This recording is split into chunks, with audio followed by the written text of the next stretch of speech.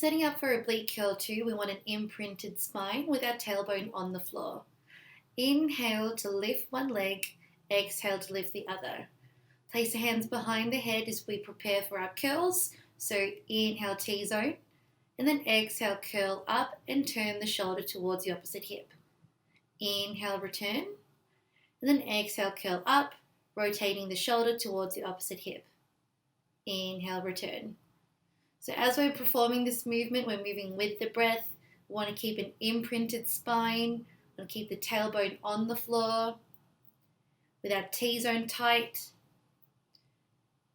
And as we lift up and curl, we are tightening through the ribs in that rotation.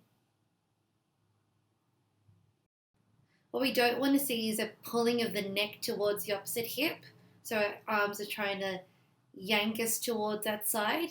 We also don't want to see the tailbone come off the ground, so it'll actually shift your legs towards you, as you can see here.